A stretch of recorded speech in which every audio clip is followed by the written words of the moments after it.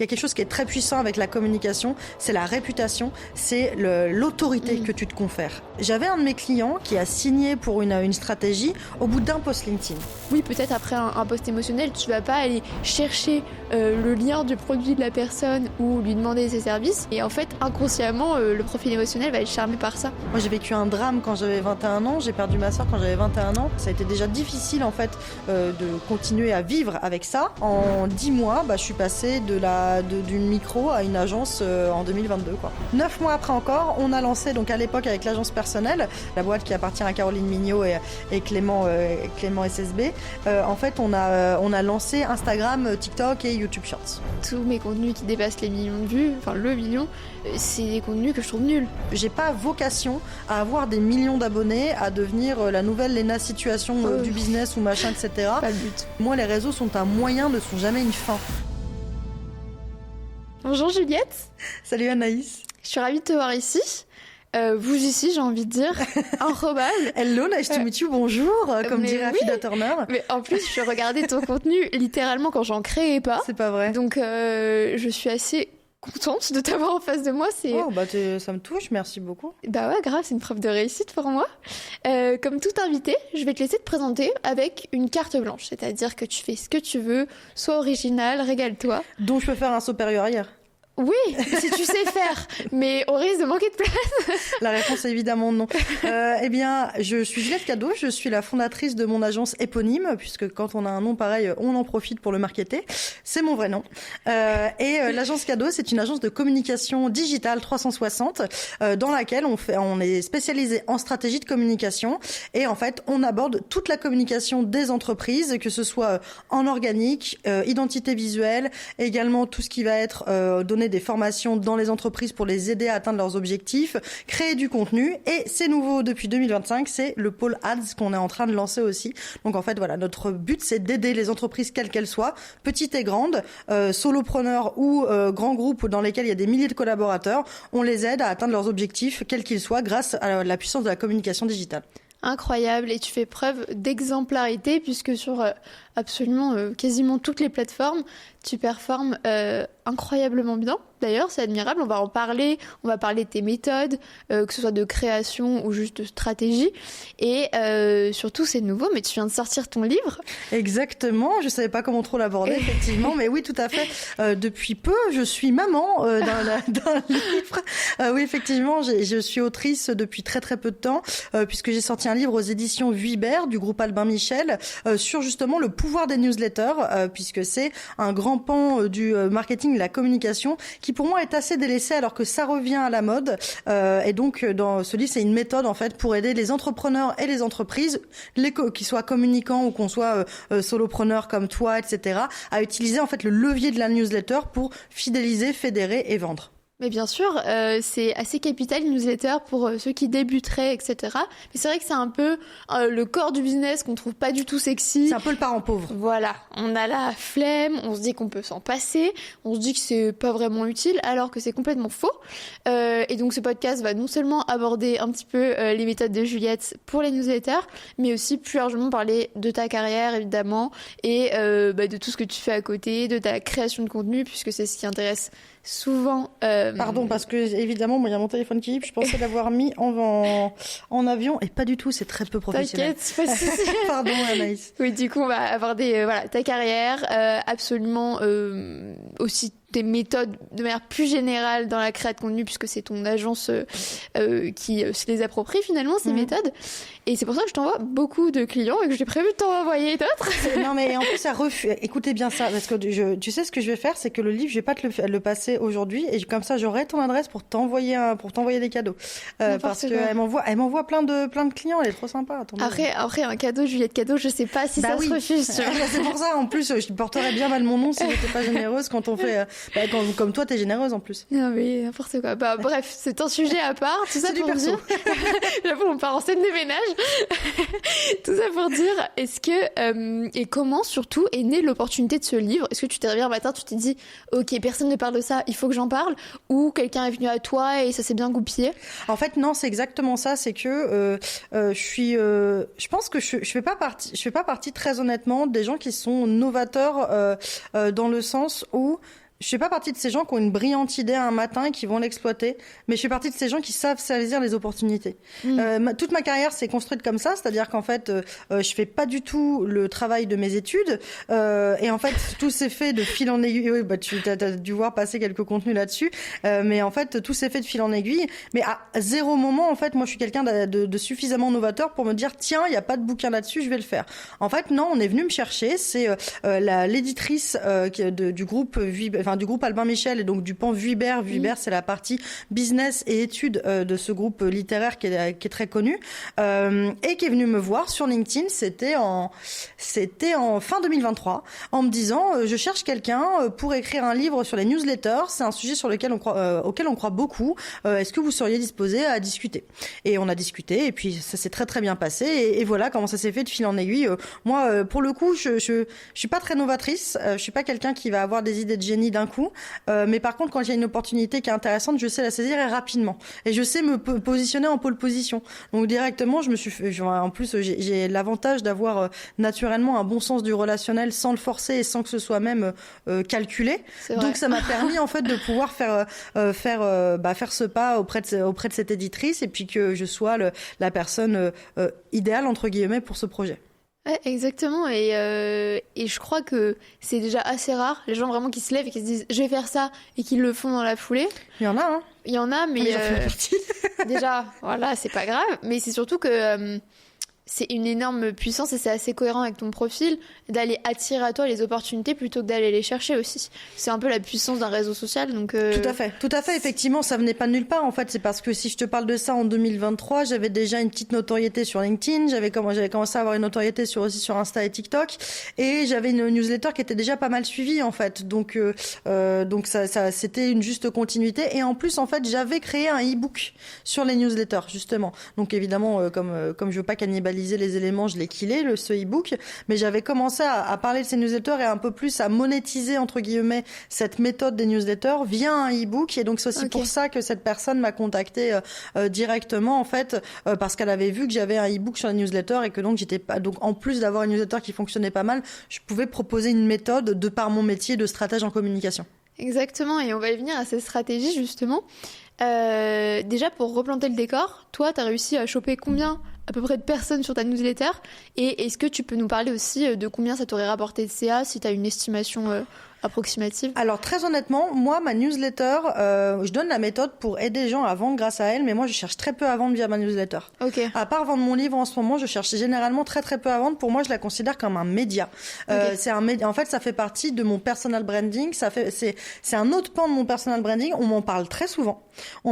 J'ai souvent des compliments dessus sur la rédaction, etc. Et c'est beaucoup plus intime. J'avais une de mes amies, Margot, je te fais un bisou si tu passes par là, qui m'avait écrit un jour, et c'était il y a quelques temps, qui me disait j'adore ta newsletter parce que j'ai l'impression que tu me passes un coup de fil. Et c'est un petit peu ça en fait, c'est le côté en fait, c'est une conversation entre moi et la personne, mais j'ai pas vocation à lui vendre, je la considère vraiment comme un média. C'est en plus, comme je l'héberge sur la plateforme qui s'appelle Substack, qui est une plateforme qui est à la fois une plateforme de diffusion de newsletter et un peu de blogging, c'est un hybride entre un blog et une newsletter. Or avec un blog, tu vends pas forcément. Tu drives en fait du trafic, tu drives de la notoriété, tu crées un effet média avec ça, mais tu vends pas forcément frontalement. Moi par exemple, c'est aussi pour ça que je suis sur Substack. J'ai pas de séquence mail ensuite. Une fois que tu es abonné à ma newsletter, tu es juste abonné à ma newsletter, tu reçois pas d'autres mails. T'as pas d'autres mails dans lesquels je vais te parler de mon nouveau produit, parce qu'en plus aussi, moi c'est un truc que je dis souvent à tous nos clients à l'agence, tout est contextuel. Et dans le contexte d'une agence, avoir une séquence mail, c'est... Sachant qu'on fait que des accompagnements sur mesure, ce serait étrange. Comment on séquence? Comment on sait quelle personne serait plus sur les stratégies de communication, sachant que les stratégies de communication qu'on fait, il y a plusieurs façons de les faire. On peut les faire en version coaching, on peut les faire en clé en main. Donc tu vois, comment scinder ces audiences-là, etc. C'est trop tentaculaire quand on a un business model d'une agence. N'étant pas une infopreneuse, c'est pas intéressant pour moi d'avoir une séquence mail ensuite derrière, parce que en plus je suis pas du tout monoproduit, puisque une agence, il y a plein de possibilités d'accompagnement, et en plus j'ai encore rajouté un pôle cette année, tu vois. Donc voilà, donc c'était tout ça pour te dire où est-ce qu'on voulait en venir sur les Oui, donc voilà, moi je cherche pas à vendre. Effectivement, je cherche moins à vendre. Donc je pourrais pas te donner de CA par rapport à ça. Ça m'a évidemment apporté des leads, quelques-uns et des personnes qui ont directement signé depuis en répondant à la newsletter en fait. Comme ça, on discute, etc. Mais très honnêtement, c'est pas du tout. Elle est pas faite pour vendre la mienne en tout cas. L'objectif est plutôt clair. Et par rapport au nombre de personnes, aujourd'hui, on arrive aux 9500 abonnés, 1500 n'importe quoi, aux 9500 abonnés. Et en fait, j'ai donné un coup d'accélérateur là récemment avec une stratégie de ads sur ma newsletter justement pour driver un peu plus de monde. Ouais, je l'ai vu en plus. C'était la cible. Effectivement, voilà. Donc en fait, c'est aussi pour ça qu'en fait, moi, je suis quelqu'un qui, je suis pas quelqu'un de très innovant, mais je sais, comme je te disais, repérer les bonnes opportunités. L'opportunité des ads se présentait à moi aussi pour aller plus vite. C'est présenté aussi avec certains de nos clients où je voyais qu'on atteignait un plafond de verre avec de l'organique. Et en fait, c'est pour ça que je voyais qu'en plus on opposait souvent ads et organique, etc. T'as des agences qui font que des ads, des agences qui font que de l'organique. Nous, on faisait que de l'organique et du coup, je me suis dit en fait, on va rassembler les deux, tu vois. Et je l'ai fait pour moi-même aussi pour tester aussi en amont. Voilà, donc effectivement, là on arrive à 9500 abonnés. Il y a un coup d'accélérateur sur ses abonnés qui s'est fait aussi grâce à la stratégie de ads, mais la preuve que la stratégie est très bien faite.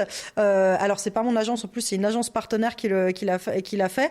On a beaucoup d'abonnés et très très peu de churn. Le churn, pour ceux qui savent pas en marketing, c'est la perte d'abonnés, voilà, ou perte de clients. On peut dire ça aussi dans un point de vue commercial. Et en fait, beaucoup de gens s'abonnent, mais très peu se désabonnent. Donc c'est intéressant. Bah oui, super, c'est qu'elle est très qualifiante. Et c'est vrai que j'aurais eu un peu ce réflexe, peut-être infopreneuse, de dire bah c'est pas grave si ta newsletter vend pas puisque tu vas faire des campagnes de vente, mais c'est vrai que c'est des produits bien plus particuliers en agence. Et tout est contextuel. En fait, tout est contextuel. C'est ça aussi, c'est que nous, en agence, on fait du 100% sur mesure. Et donc, c'est très difficile de faire du cas par cas. Dans ces cas-là, si tu fais un séquençage, ça devient tentaculaire. T'as trop de variables différentes, etc. Parce qu'en fait, moi, dans mes abonnés de newsletter, j'ai à la fois des patrons de grosses PME, comme des solopreneurs, comme des personnes qui sont même pas encore lancées en freelance, mais qui objectivent de se lancer en freelance. Donc tu vois, en fait, le spectre est très large. Entier, exactement, ouais, tout à fait. Et en plus, alors peut-être que j'ai tort, et peut-être que quelqu'un dans les commentaires du podcast nous dira que pour une agence, une séquence mail est tout à fait possible. Très honnêtement, j'en ai rarement vu. Donc c'est moins contextuel dans une agence. Par contre, quand on a un infopreneur comme toi, c'est essentiel. Ah oui, merci à mon copywriter, mais c'est pas le sujet. C'est vrai que ça m'intéresse de dingue et il y a un truc qui m'a perturbée. Pourquoi injecter par exemple du cash, du coup des ads, etc. pour faire venir dans ta newsletter si ça te ramène pas directement des ventes? C'est parce que tu sais qu'indirectement ça va vraiment avoir un impact positif sur ton CA ou c'est parce que vraiment c'est ton vrai kiff d'avoir une autorité sur ça? Alors parce qu'en fait, moi c'est un truc sur lequel je me bats souvent, c'est que toute action de communication et de marketing ne doit pas avoir vocation à vendre directement. Ça, c'est très important. C'est qu'en fait, il faut pas parler dans ces cas-là de dépenses, il faut parler d'investissement. Et la communication, c'est une somme d'effets cumulés.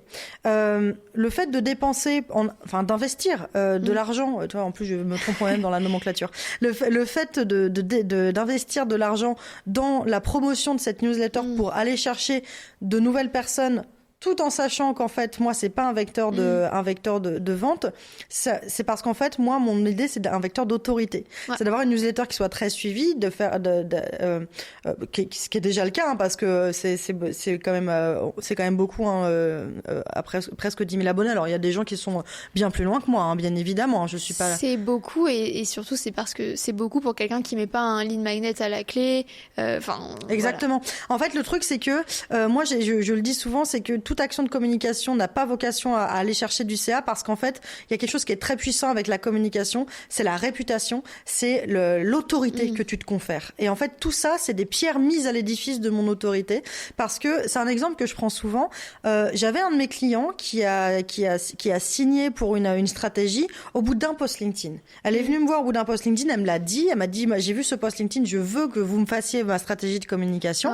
Ok, fair enough. On discute et en fait, il me dit, en fait, tu sais, Juliette, ça fait des mois que je te suis sur TikTok. Sauf qu'en fait, Il n'est pas passé par TikTok. Donc tu vois, et encore là, en plus, on est face à une personne qui se rappelle du cheminement de découvrabilité. De ce fait, qui de l'œuf ou de la poule? Est-ce que s'il n'avait pas vu passer autant de vidéos sur TikTok, est-ce qu'il aurait signé aussi facilement? Est-ce que, avec que les vidéos TikTok, il aurait signé aussi facilement sans le post LinkedIn? On ne sait pas. Et donc en fait c'est en ça que la communication est une somme d'effets cumulés, parce que ça permet en fait de pouvoir être visible, de pouvoir être crédible, et surtout que les gens aient confiance en toi. Donc en fait, qui me dit que ces abonnés que j'achète entre guillemets, parce qu'en fait j'achète leur attention et après ils décident eux ou pas de s'inscrire. C'est pas un achat de liste email, bien sûr. Les ads, c'est simplement en fait pousser auprès d'une nouvelle audience qui a pas encore vu mes contenus et qui est pas encore abonnée à ma newsletter. Et en fait, cette personne-là, qui me dit que dans ces personnes-là, il n'y en a pas plusieurs qui deviendront des clients plus tard, ou des prescripteurs, etc., etc. En tout cas, en fait, moi, ça me confère aussi une certaine autorité. Donc, c'est pour ça qu'en fait, chaque action de communication ne doit pas être pensée héroïste, parce que sinon, dans ces cas-là, on s'en sort pas. Dans ces cas-là, en fait, on fait que des contenus pour vendre, et c'est toujours la même chose. Plus on essaye de vendre, moins on vend. C'est quelque chose que je disais dans un post pas plus tard que ce matin, en le disant en fait, est-ce que sérieusement vous aimez bien ce pote qui vous appelle que quand il a besoin d'un service? Non. Voilà. Et en fait, et les gens se comportent de la même manière quand il s'agit de communiquer, c'est-à-dire qu'en fait ils vont communiquer uniquement pour vendre et ils s'étonnent de pas vendre derrière. Oui, mais ça fonctionne pas comme ça. La vente, c'est intrinsèque à la confiance qu'on te fait. Personne n'achète à quelqu'un auprès desquels il ne fait pas confiance. Et surtout pas en B2B, quand on va parler de services à minima de plusieurs centaines d'euros, voire plusieurs milliers d'euros, voire plusieurs dizaines de milliers d'euros pour certains business models. Donc en fait, c'est normal que les gens ne nous fassent pas confiance au bout d'un seul post. Et en plus, quand ce post, il me dit achetez ma solution. Ouais, c'est sûr. Et c'est drôle parce que je vais dire quelque chose qui semble être complètement contradictoire, mais moi je dis tous tes posts doivent vendre. Et je l'explique exactement par la même façon que toi, c'est-à-dire que en fait il y a beaucoup de profils différents. Il y a pour moi les profils très analytiques qui vont avoir besoin d'avoir des preuves pour y croire et donc acheter ta solution. Il y a des profils très émotionnels qui vont être beaucoup plus charmés par le contenu communautaire et qui du coup ont l'impression de se retrouver dans la personne. Ça. Si tu as une newsletter très authentique où tu te confies, ou un post un peu plus justement communautaire, la personne va vouloir inconsciemment beaucoup plus t'acheter parce qu'elle te fait confiance sur l'aspect émotionnel. Et il y a des profils, on va dire, intellectuels qui ont besoin juste de te sentir comme figure crédible, experte, etc. et qui t'achèteront parce que tu leur as fait un post éducatif, par exemple. Donc pour moi, en fait, tous les posts vendent, mais c'est parce que justement, c'est cet effet cumulé-là qui va faire que, oui, peut-être après un post émotionnel, tu vas pas aller chercher le lien du produit de la personne ou lui demander ses services, quoique, mais en fait inconsciemment le profil émotionnel va être charmé par ça, et moi je le vois dans mes stratégies que mais bien sûr, mais en fait tu vois, je suis là, en fait c'est pas du tout contradictoire, parce que je suis d'accord avec toi, c'est que en fait moi, et c'est un truc que je dis souvent aussi, donc qui peut paraître également antinomique, mais communiquer pour communiquer, ça sert à rien.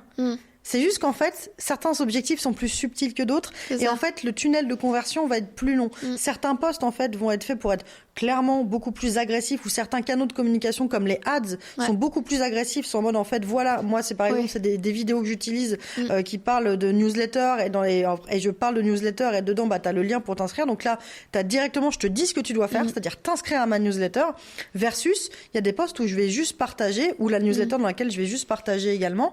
Mais dans ces cas, ça fait partie aussi de cette stratégie qui, in fine, est faite pour vendre. C'est juste qu'il y en a une qui est beaucoup plus longue avant la vente, et une qui est beaucoup plus agressive, beaucoup plus courte finalement. Et donc c'est un mélange des deux. De toute façon, c'est toujours comme on se le dit. C'est à la fois, c'est comme si une somme d'effets cumulés. Il faut, si tu parles, c'est comme quelqu'un que tu croises. Je fais beaucoup d'analogies parce que c'est beaucoup plus facile à comprendre. Mais tu croises quelqu'un en soirée et qui te parle toujours de la même chose, il va te gonfler. Ah, ça c'est sûr. Carrément, on pense tous à quelqu'un là. Vous voyez ce pote qui vous parle tout le temps de son ex. Ah ouais. Ou tout le temps son sport préféré, alors que toi t'y connais rien. Enfin bref. Oui, totalement. Et de toute façon, le marketing, c'est rien de plus que maximiser les points de contact jusqu'à une vente. Voir ce qui fonctionne, ce qui fonctionne pas, etc. Ouais, exactement. Trop cool. Et du coup, dans ce livre, est-ce que tu abordes purement la newsletter, ou est-ce que tu débordes un petit peu aussi sur le combiné newsletter-campagne ?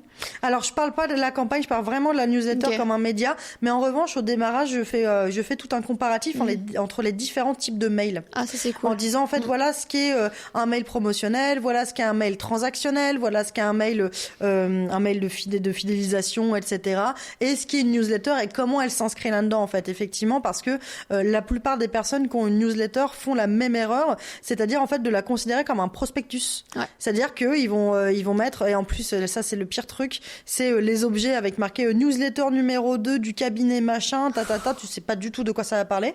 Et dedans, en fait, t'as juste du promotionnel en disant voilà de quoi acheter, etc. Alors que justement, une newsletter, c'est pas fait pour ça.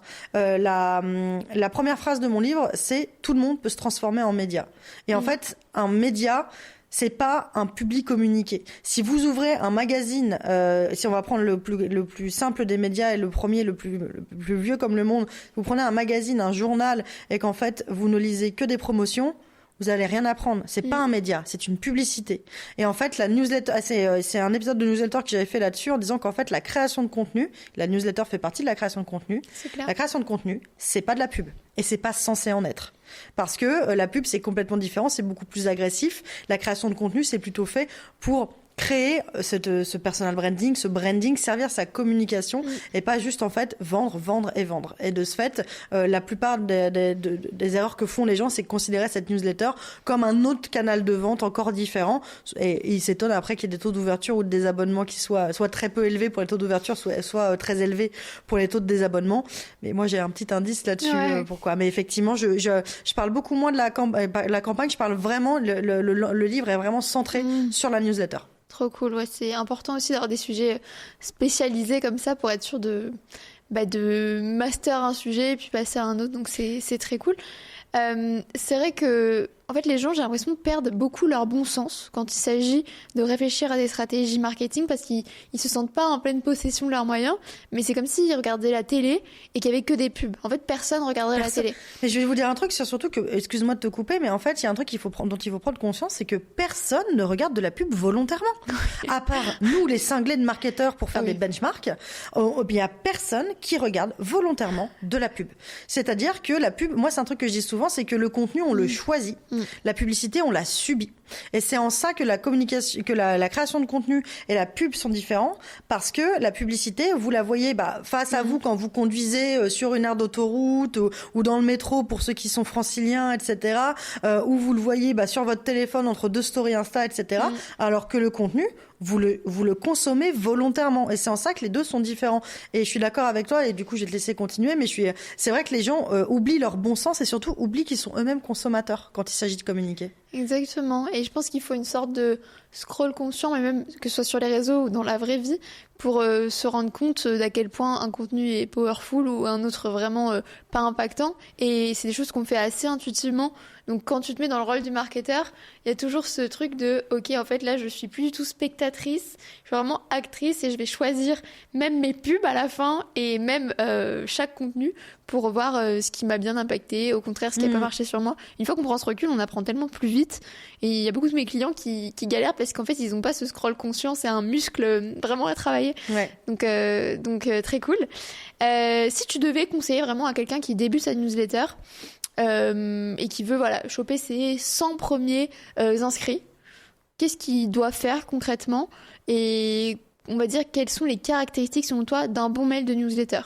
Alors la première chose à comprendre, c'est qu'une newsletter, ça ne sait pas vivre tout seul. C'est-à-dire qu'en fait, avoir juste un encart sur son site, tout en bas, dans le footer, qui dit abonnez-vous à notre newsletter, ça ne suffit pas pour engranger des abonnés régulièrement. De ce fait, il y a deux solutions.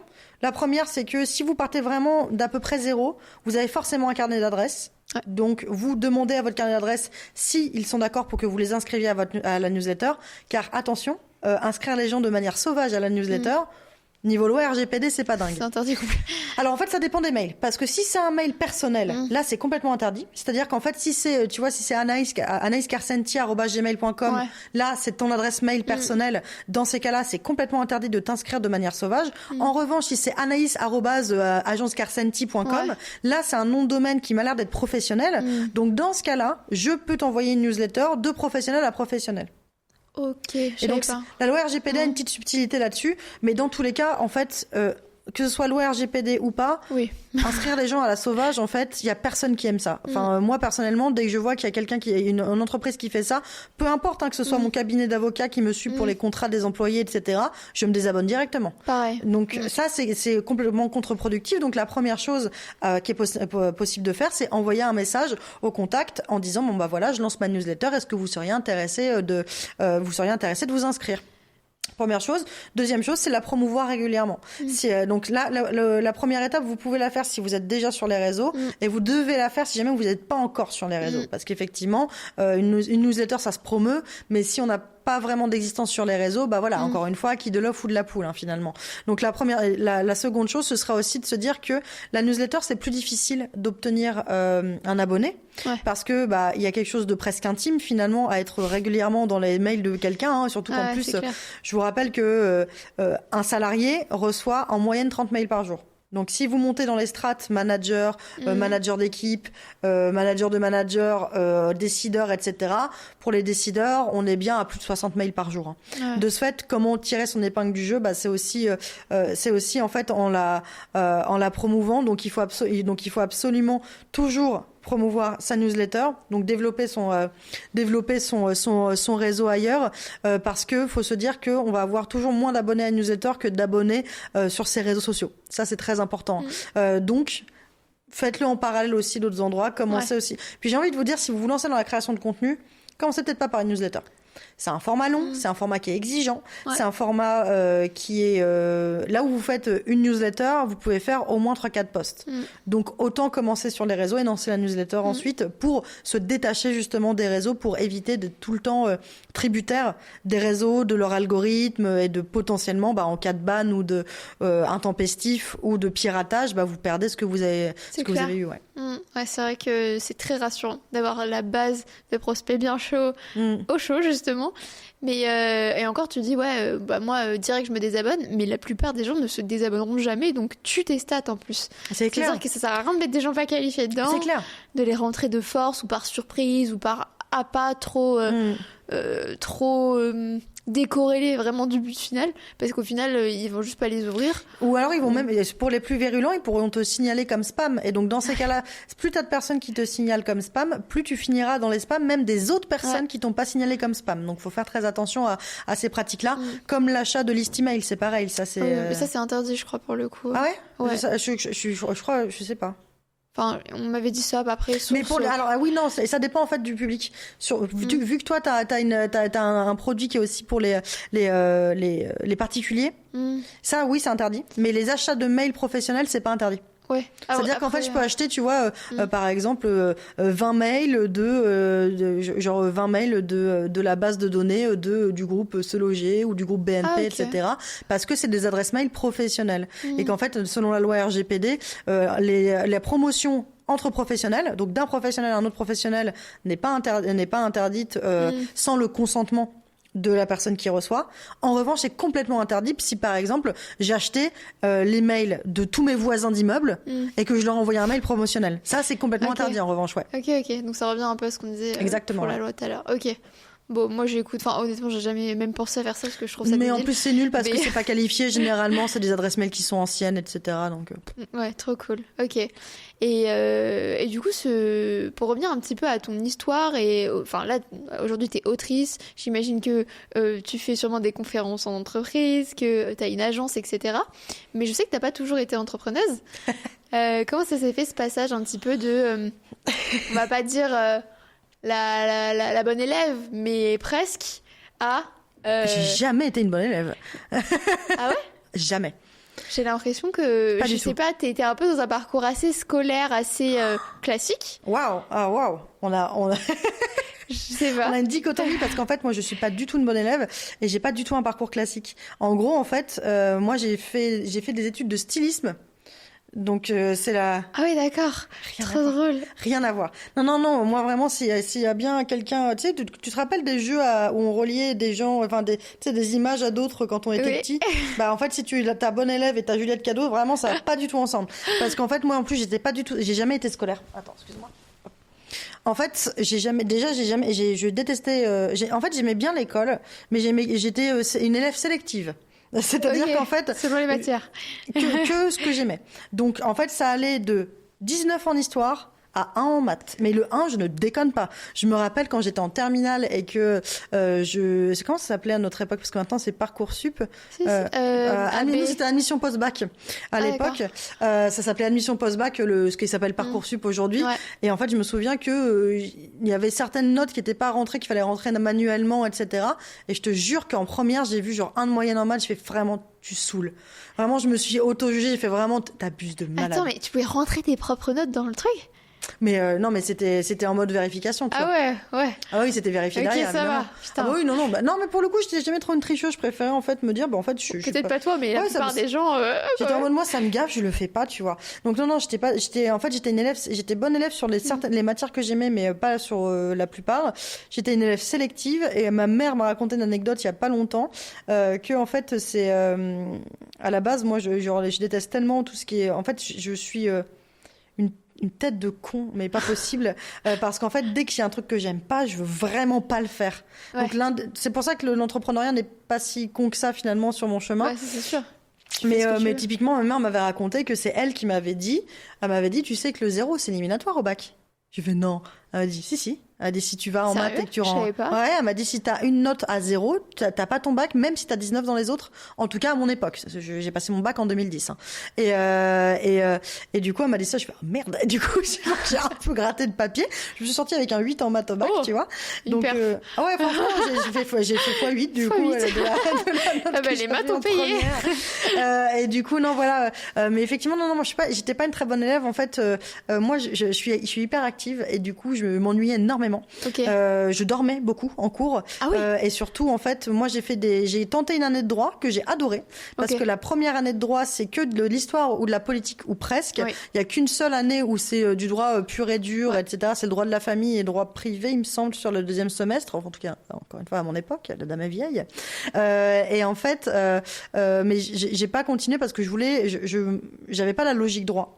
Et c'est une logique un peu mathématique parfois, le droit. Tu vois, c'est en gros, tu as une situation, des articles de loi, tu dois les corréler et justifier pourquoi. Ouais. Et en fait, moi, alors, blablater pendant des heures sur les dissertes d'histoire, etc., ou de droit constitutionnel, aucun problème. Ah, c'est comme une preuve, en fait, mathématique, genre. Tout à fait. Alors que du coup, tout ce qui était très logique, c'était pas mon truc.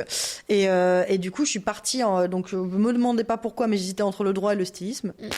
Et en fait, je suis partie en stylisme, donc j'ai fait que 3 ans d'études, moi. Et encore, j'avais 1 an de retard, parce que les études de stylisme, à part si tu veux faire un diplôme supérieur en art appliqué, 3 saisons ça suffit pour rentrer dans le monde du travail. Et tant mieux parce qu'en fait moi je voulais très rapidement rentrer dans le monde du travail. Déjà je voulais faire un truc manuel parce que je me faisais royalement chier en comment on appelle ça, en amphi, etc. Ouais. Et en cours, même en post-bac, tu vois. Oui. Je détestais les études très intellectuelles et j'avais besoin de faire. Et pourtant je suis du genre à bouffer des bouquins de type Zola, Kafka, etc. Tu vois. Ouais. Donc en fait j'ai un rapport très bizarre avec les études et en fait moi j'ai eu besoin de rentrer très très vite dans le monde du travail. Ça me saoulait royalement en fait les études, j'étais pas faite pour ça et pourtant je suis assez érudite à côté sur mes lectures ou sur mes réflexions, etc., ou sur l'apprentissage. Quand c'est pas obligatoire en fait. Exactement. C'est quand moi je choisis en fait, c'est toujours comme ça et donc je suis rentrée très vite dans le monde du travail. J'ai commencé en tant que rédactrice web dans un web magazine féminin qui aujourd'hui est en train de s'éteindre malheureusement, qui s'appelle mademoiselle.com. Okay. Et en fait, nous à l'époque, c'était le 4e web magazine préféré des Françaises. C'était la grande époque en 2014, quand j'ai commencé. Et en fait, j'ai fait 3 ans dans ce magazine et c'est là où j'ai appris les rudiments du contenu web, puisque en fait, il fallait on écrivait des articles. Et puis comme c'était un petit magazine, en fait, en même temps, on écrivait. À l'époque, c'était Facebook, puisque c'était en 2014. Ah ouais. Facebook pour promouvoir l'article et Twitter aussi, etc. Et de ce fait, c'est comme ça que j'ai appris les rudiments du contenu web et même aussi, tu vois, du SEO, comment en fait faire en sorte que les gens tombent sur ton article depuis Google, etc. Tu vois, cette espèce de logique stratégique. Donc j'ai commencé à tâtonner un peu comme ça et à faire du brand content puisque dans un magazine, ce qui rapporte le plus à un magazine féminin généralement, c'est la mode et la beauté. Étant à la tête de la rubrique mode à cette époque-là, du coup, effectivement, j'étais beaucoup en contact avec la régie pub du du magazine pour créer des articles sponsorisés pour H&M, ASOS, etc. Ah tout ce que ouais, tu veux. d'accord. Et après, je suis partie dans un autre groupe média dans lequel j'ai fait mes armes sur la communication. Et en fait, j'ai appris à la communication complètement sur le tas. C'est-à-dire que moi, j'étais en mode fake it till you make it, mais vénère. C'est-à-dire qu'on me disait, hey, Juliette, tu me fais une strat pour ça. J'étais en mode, bien sûr. Mais bien sûr. Et après, j'étais, putain, c'est quoi? Je savais même pas me servir de PowerPoint. Hein. Aujourd'hui, d'accord. PowerPoint, c'est ma vie. Ah ouais, tu fais PowerPoint? Moi, c'est Canva, ma passion. Alors sur du ça. coup non maintenant on est passé sur Google Slide puisqu'on a des après, c'est on a des B2B, templates en etc. fait. Ah, ok. On a nos Ouais. templates qui ont été faits maison par ma graphiste, etc. Trop cool. Tu vois. Mais du coup, effectivement, les presses, c'est ma life, alors que je ne savais même pas ce que c'était une presse quand je suis arrivée dans la com, tu vois. Trop drôle. Parce qu'en fait, à cette époque-là, ce groupe média, il cherchait quelqu'un pour l'agence de com qui appartenait au groupe média, mais qui avait un profil aussi rédactionnel, Ouais, parce que bien sûr. c'était pour un client qui faisait beaucoup de rédactionnel, etc. Et en fait, voilà comment je suis arrivée. Donc, tu vois, pas du tout bon élève, beaucoup de fake it till you make it, beaucoup de culot. Très peu manageable, vraiment j'étais un enfer je pense pour mes managers, j'ai souffert de management pas dingue très honnêtement, Ok. mais je pense que j'étais aussi très difficile puisque moi je suis comme tu as pu le comprendre, c'est moi qui décide. Vraiment, Bah, tête Dieu de merci mule. d'ailleurs, c'est ton entreprise maintenant. Ouais, voilà, donc tête de mule complète. Et en fait, pourquoi je suis tombée dans l'entrepreneuriat? Déjà, il faut savoir que j'avais toujours eu envie, mais que j'avais jamais su comment. Parce que moi, je viens d'un cercle familial dans lequel il y a beaucoup de professions libérales, mais c'est pas exactement de l'entrepreneuriat. Ah En oui, tout cas, ça, pas c'est clair. pas pour elles, tu vois. T'as certains médecins et professions paramédicales qui voient leur cabinet comme une entreprise, et d'autres pas du tout. Très peu. Hein. Moi, c'est pas le cas dans ma famille, ouais. en tout cas. Et Dans la de ce mienne non fait, plus. j'avais pas de modèle entrepreneurial autour de moi, aucun. J'avais pas de copine qui avait un papa entrepreneur ou une maman entrepreneuse, etc. Et du coup, pour moi, entreprendre, c'était inventer un truc. Ouais, pareil. Tu vois, c'était moi je cherchais à inventer un magazine, tu vois, Ouais. je cherchais et en fait et puis généralement plus tu cherches, plus tes idées sont foireuses. Et du coup, ce qui s'est passé, c'est que plan de restructuration, rachat avec un nouveau actionnaire majoritaire dans le groupe média dans lequel j'étais, et du coup nouvelles équipes dirigeantes qui arrivent. Qui dit nouvelles équipes dirigeantes qui arrivent dit elles façonnent à leur image et comment elles le souhaitent les équipes. Et donc moi je me suis fait virer un peu méchamment, très honnêtement, un peu du jour au lendemain, ce qui fait que j'ai pas eu le temps de chercher un autre taf salarié. Parce qu'en fait, si je m'étais pas fait virer du jour au lendemain, je ne sais pas si j'aurais eu les coronesses de me lancer en indépendance alors que je savais pas du tout comment ça fonctionnait. Et en plus, aujourd'hui, les gars, c'est hyper démocratisé. Moi, je vous parle de ça, c'était en 2019. C'est exactement ça. Et en 2019, il y avait pas grand monde qui faisait du free. Enfin, il y en avait évidemment. Plus mais aux États-Unis. ouais, ça a beaucoup changé, hein, en ne serait-ce que 6 ans. Et moi, en fait, j'ai galéré. J'avais une copine qui était en free et du coup, elle me passait les tips et que elle avait à peu près trouvé sur l'URSSAF. Tu comprenais rien, il y avait pas de Bien contenu, sûr. etc.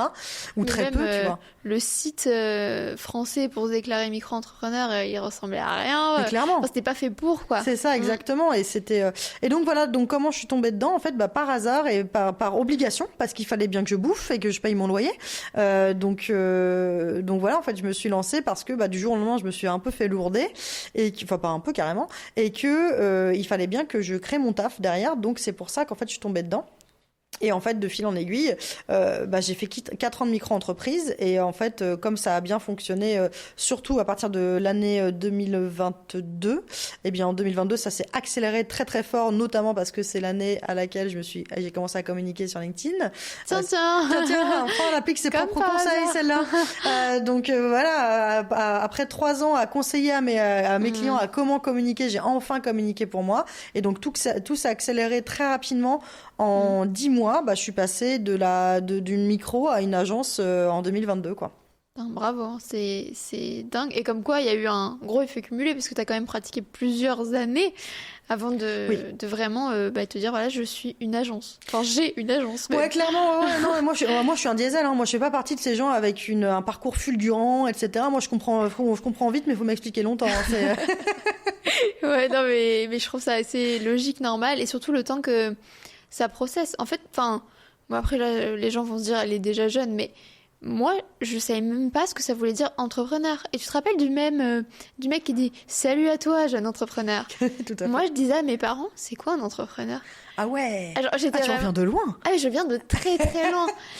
Et parce qu'on n'a jamais posé de mots dessus dans ma famille. Vraiment. Et comme toi, c'est des libéraux et tout. Donc, ils savent un peu gérer leur truc, mais ils ont jamais vu ça comme un business. Et moi, quand je paniquais à l'idée d'avoir une carrière corporate, que je me disais, mais je sais pas ce que je vais faire, etc. Mes parents, ils disaient, oh, tu créeras ton truc. Mais pour moi, quel truc? Créer ton truc, c'est tellement vaste. Mais c'est clair. Et ça voulait rien dire. Enfin, ça veut tout rien dire. C'est ça. Et puis même, genre, quand mon psy me demandait, voilà, tu vas faire quoi plus tard, etc. Je disais, alors, je sais que je veux impacter le monde. Non, genre, l'humilité de la meuf, tu sais. Non, mais c'est chouette. Je veux changer le monde, tout simple, tout bonnement. Mais je ne savais pas comment le formuler autrement. Je pouvais pas dire je veux entreprendre. J'ai dit je veux créer un truc, je sais pas comment le dire, mais qui va changer les choses. Lui, il m'a jamais dit c'est entrepreneuse, hein, tu vois. Donc, je pense que c'était un sujet, mine de rien, qui a mis du temps à arriver dans le discours classique. Général, ouais. Puis il y a des choses aussi, il y a aussi des choses à processer. Moi, je sais que je suis assez contente que ça se soit fait un peu plus tard parce qu'en fait, moi, j'ai vécu un drame quand j'avais 21 ans. J'ai perdu ma sœur quand j'avais 21 ans. Donc, tu vois, quand tu processes ça en perso, bien sûr. Des deuils que tu essayes de faire, parce que j'en ai enchaîné plusieurs, tu vois. Quand t'enchaînes des drames en perso comme ça aussi, t'es déjà pas capable de te gérer en tant que personne, en tant que salarié. Sûr. Heureusement que j'étais salarié à cette époque-là. J'aurais craché complètement la boîte, etc. Donc en fait, il y a aussi ça, et c'est pour ça que c'est important de, encore une fois, tout contextualiser. Il y a des contextes d'époque, il y a aussi des contextes de situation, etc. Et moi, je suis très contente je suis très contente que ça se soit fait lentement, parce que il y a plein de gens, notamment avec les parcours fulgurants qu'on peut voir sur LinkedIn, etc., qui se sont dit ah ouais, la Cadeau, elle a fait 4 ans de micro, ça fait 2 ans qu'elle a sa boîte, elle fait toujours pas plusieurs millions d'euros de chiffre d'affaires, etc. Bah ouais, mais en vrai, pour le coup, ça reste rapide quand même. Moi, mais surtout, en fait, j'ai aucune honte à ça. Et surtout qu'en fait, tout est contextuel. Et moi, je suis contente que ça ait pris du temps, parce que vu ma situation personnelle, ça aurait été extrêmement compliqué de lier les deux en même temps. Tu vois, ça a été déjà difficile, en fait, de continuer à vivre avec ça. Alors, en plus, si je devais m'ajouter le stress de l'entrepreneuriat, je suis assez contente, tu vois, d'avoir pu, en fait, processer au fur et à mesure, quoi.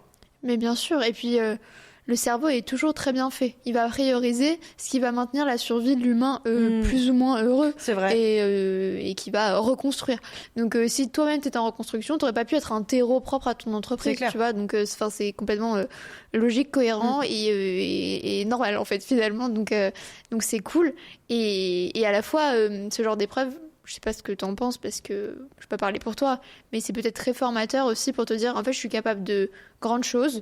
Voilà. Et voilà, si j'ai fait ça, surmonté ça, X, Y, Z, en fait, la vie, elle est pas grave, en fait. C'est pas pour rien qu'il y a beaucoup de gens qui disent que je suis quelqu'un d'assez détaché, en général, mais en même temps, enfin, les gars, avec ce que j'ai vécu... Ouais. Il n'y a rien qui me touche, en fait. C'est ça aussi. C'est des choses qu'on m'a souvent dit. Je me souviens que j'ai des collègues qui me disaient, quand j'étais salariée, « Toi, Juliette, t'es comme un canard, quoi. Ça te glisse sur les plumes sans te toucher. » Exactement. Mais vraiment, en fait, c'est que... c'est ça aussi, quand vous voyez des gens qui ont certaines facultés, généralement, malheureusement, se cachent parfois des histoires douloureuses. Et moi, ça a été mon cas. Et en fait, c'est aussi pour ça que j'en ai autant... pas grand chose à faire de ce que pensent les autres de moi, parce qu'en fait j'ai vécu je peux pas dire que j'ai vécu le pire, parce qu'il y a toujours pire que soi, mais j'ai vécu des épreuves tellement compliquées qu'en vrai, à côté, ce que pensent Pierre, Paul ou Jacques de moi, ça m'importe peu, en fait. Moi, ma vie, je la vis pour moi et pas pour à chercher la validation de certains, effectivement. Mais ça aide aussi à une certaine empathie aussi. Donc, de toute façon, évidemment, si je devais changer les choses, ça ne serait pas arrivé. Mais à toute chose, malheur est bon. Bien sûr, oui. Et surtout que, encore une fois, quand tu as une sorte d'événement comme ça, ton cerveau, il va vraiment chercher à rationaliser pour comprendre le sens de ce qui vient de se passer. Et en général, ça a tellement pas de sens qu'il va développer une genre surfaculté à rationaliser et à se dire, du coup, face à chaque situation, est-ce que si ce trou de balle sur LinkedIn me dit que je suis con, c'est grave ? Je suis pas certaine, tu vois. Ah, clairement. Ouais, donc c'est un super pouvoir, finalement. Oui, clairement. Assez cool. Et moi, je suis loin de bénéficier de cette faculté-là, justement. Par exemple, pour moi, le truc le moins grave qui puisse arriver dans la vie, c'est genre un mauvais commentaire, tu vois. C'est pas grave. Ouais, mais clair. Par contre, ça peut m'assassiner ma semaine. Mais ouais, mais c'est normal après, tu vois. C'est encore une fois, tout est contextuel. Quel est ton background par rapport à ça ? Il y a des personnes aussi, je sais pas si c'est ton cas, et je sais pas si tu en parlais, mais si c'est le cas, mais il y a des personnes qui ont vécu du harcèlement scolaire pour qui des mauvais commentaires rappellent ça. Tu vois, en fait, c'est ça aussi, et c'est aussi pour ça que moi j'ai tendance à dire en fait arrêtons de voir les choses avec notre propre prisme et juste mettons-nous à la place de la personne qui est en face. Qu'est-ce qui fait qu'elle a cette réaction-là? En fait, généralement, quand on a une réaction un peu virulente, qu'elle soit d'agressivité, alors l'agressivité ne doit jamais être expliquée et justifiée, mais par exemple, si on voit quelqu'un qui va mal prendre peut-être un petit commentaire, mais même un commentaire, imaginons, t'es en réunion avec quelqu'un et tu dis à quelqu'un que son idée est pas bonne et tu vois qu'elle le prend de manière extrêmement personnelle, il y a peut-être quelque chose qui se cache derrière. Il y a peut-être une blessure qui se cache derrière. Et c'est aussi pour ça qu'en fait, il faut toujours se dire que tout est contextuel et tout n'est pas toujours tourné autour de nous. Et ça, c'est quelque chose qui est difficile à comprendre pour beaucoup. C'est clair. Et c'est vrai qu'au début, je prenais tout perso et à force d'en prendre, par exemple, je pense qu'il y a aussi une habituation, ce qui est tout à fait. Plutôt bien et plutôt cool. Pour en revenir un petit peu au côté stratégique, pro, etc., t'as, comme je le disais tout à l'heure, le don quand même pour arriver à fonctionner sur plusieurs plateformes. Ce qui est déjà génial pour ta stratégie parce que du coup, s'il y en a un qui crache, bon, on va s'en remettre. On a mis des billes un peu partout. C'est ça, on met pas tous nos œufs dans le même panier. Ta stratégie, c'était quoi en fait? Est-ce que c'était volontaire de commencer d'un coup sur multiplateforme ou au fur et à mesure t'as grappillé du terrain pour sécuriser ton business? Non, j'ai fait du monoplateforme pendant quelques temps. Okay. C'est-à-dire que j'ai lancé LinkedIn en janvier 2022 et en fait j'ai fait ça pendant 9 mois. Parce qu'en 9 mois après, j'ai lancé la newsletter, qui a été le deuxième canal que j'ai lancé. Donc j'ai fait janvier-septembre uniquement LinkedIn, 100% focus. Deuxième, j'ai fait la newsletter. Et en fait, c'est 9 mois après encore. Pas ce qui se passe avec les 9, on va dire ces gestations, tout ce que tu veux. Mais en fait, 9 mois après encore, on a lancé, donc à l'époque avec l'agence personnelle, la boîte qui appartient à Caroline Mignot et Clément SSB. En fait, on a lancé Instagram, TikTok et YouTube Shorts. Trop cool. Donc en fait ça a été 9 mois après. Donc non, ça a pas été ça a été monocanal pendant quelques temps, puis bicanal avec la newsletter ensuite, et après on a été multiplateforme avec l'arrivée sur TikTok, Insta, etc. Et finalement, ta plus grosse audience, elle est sur quelle plateforme? Sur TikTok. Sur TikTok, on est à plus de 130 000 abonnés. Incroyable, bravo. Ça m'étonne pas. TikTok, c'est quand même un vrai vecteur de viralité. Tout à fait. J'allais dire vitalité aussi, mais surtout beaucoup de vue en fait. Ouais, tout à fait. De visibilité. Alors en ce moment par contre c'est complètement devenu zinzin sur TikTok, c'est-à-dire qu'en fait j'ai des contenus qui font à peine 1000 vues et d'autres qui en font 200 sans problème. C'est vraiment 200 000, tu veux dire? Oui. Pardon, 200 000. Pardon, et la meuf est insupportable, elle parle en 1000, du coup, elle est dans quel envers. Alors, j'ai fait 2 millions. Non, mais effectivement, non, en ce moment, je sais pas ce qui se passe sur l'algo TikTok, faudrait que je me penche un peu dessus. Mais ouais, j'ai des contenus qui font, qui peinent à dépasser les 1000 vues, tandis que d'autres, comme ça, en 24 heures, font 200 000, voire 300 000, etc. Mais les voix de TikTok sont parfois impénétrables. Ouais, non, mais quasiment tous les réseaux sont changeants, donc par définition pas toujours 100% prévisibles. C'est la vie, tant que tu as une bonne stratégie, de toute façon t'es assez evergreen. Donc, c'est pour ça l'avantage aussi d'avoir une stratégie assez prolifique, parce qu'en fait, si tu te dis que si t'as qu'un seul contenu par semaine, s'il fonctionne pas, dommage. Exactement. Alors que si t'en as 5 dans la semaine, finalement il y en a forcément un qui va peut-être trouver son public, ou si c'est pas le cas, tu sais ce qui fonctionne et ne fonctionne pas plus rapidement. Ouais, et est-ce que tu es attaché justement aux résultats, aux statistiques? Est-ce que tu es très orienté performance au point que vraiment tu regardes souvent les stats, ou au contraire t'en as rien à faire, c'est même pas toi qui gères ça et tu avances quoi qu'il? Alors j'avance quoi qu'il. C'est pas tout à fait moi qui gère ça, c'est mes équipes et mon nouveau prestataire pour mes vidéos, mais je regarde quand même, parce qu'en fait c'est mon métier. Ouais. Donc en fait les stats font partie de mon métier. Alors moi j'attache pas forcément d'ego, c'est-à-dire qu'en fait j'ai pas besoin que que mes vidéos elles perfent, ou je vais pas me comparer avec mes confrères, mes consoeurs, je vais pas aller regarder tiens leurs vidéos ils ont fait combien, etc. machin. Je m'en fiche un peu, mais par contre je regarde en fait pour réorienter les prochains contenus. C'est-à-dire que, je te dis n'importe quoi, mais imaginons, je parle d'un sujet spécifique d'entrepreneuriat, genre par exemple relancer ses prospects. C'est un truc qui fonctionne bien, je sais moi, sur mon contenu. Donc je vais refaire des contenus là-dessus. Versus quand je parle par exemple, je te dis n'importe quoi, mais de comment organiser sa semaine pour créer du contenu. C'est pas un truc sur lequel on m'attend. Donc je vois que ça fait que 1500 vues, donc je vais pas le refaire. Donc je le regarde plutôt dans cette partie analytique et stratégique, plus que pour me dire dire waouh, j'ai fait non, parfois moi les vidéos qui font des millions de vues, ça m'angoisse parce que ça m'amène des gens qui sont complètement zinzin. Donc en fait, c'est vrai.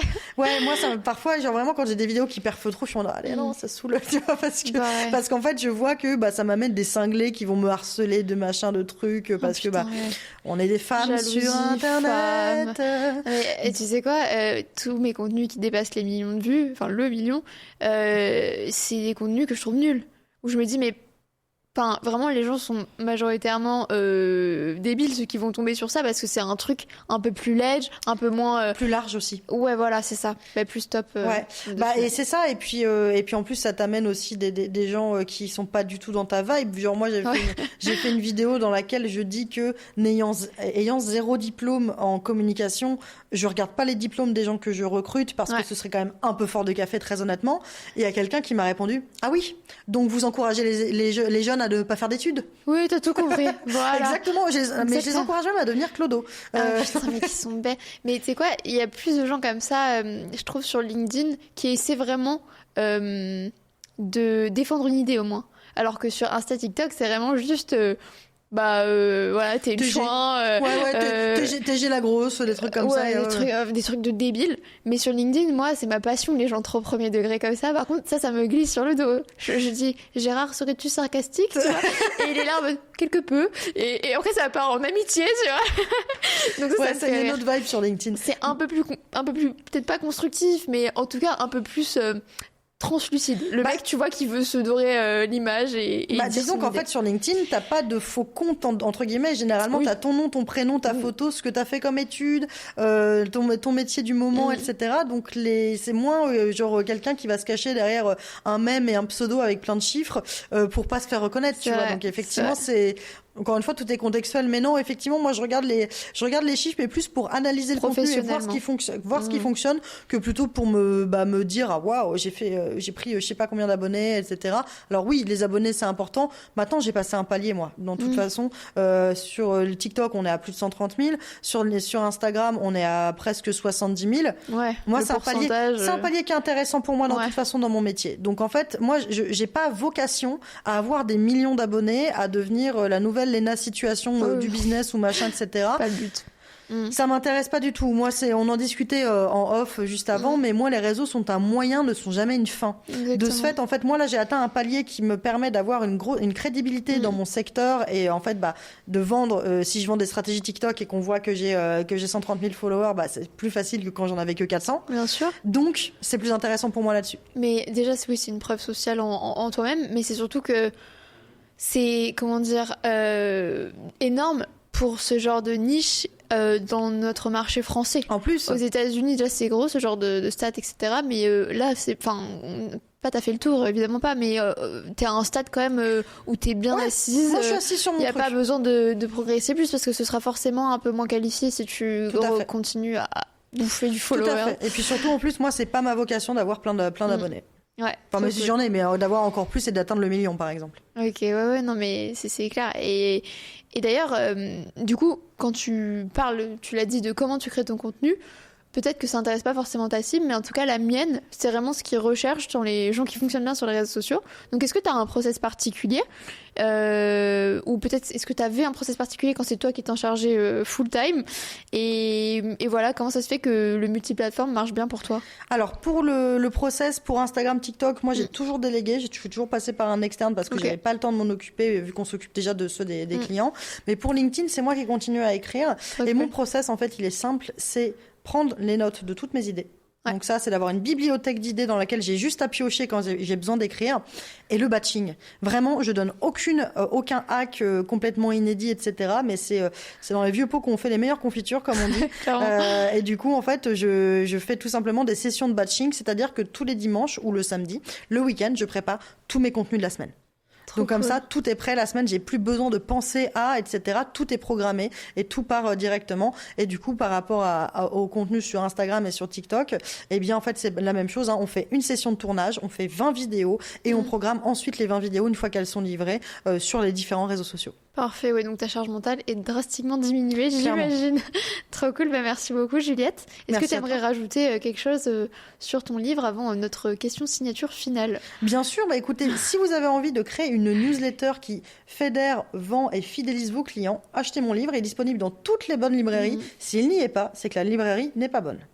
Exact. C'est très bien dit, merci. C'est sûr que c'est une pro de la com, hein, moi j'ai rien à rajouter. Et on finit avec notre petite question signature. Qu'est-ce que tu t'engages à faire en sortant de ce podcast? Quelque chose que tu procrastinais, moi je fais souvent ça, je m'engage devant une grande audience, comme ça je le fais et on n'en parle plus. Allez acheter des vitamines pour faire une cure de vitamines parce que je suis crevée. Donc là, il y a une pharmacie juste en face, donc je vais y aller. À Paris, c'est nécessaire. Tout à fait. Merci Juliette, on est ravis d'avoir eu ton CV médical aussi. Et de toute façon, tu es inscrite dans une série de longs podcasts. Donc j'étais ravie de te recevoir, je suis flattée que tu sois venue. Et je te dis à bientôt. Merci Anaïs, merci infiniment de m'avoir reçue. Avec plaisir.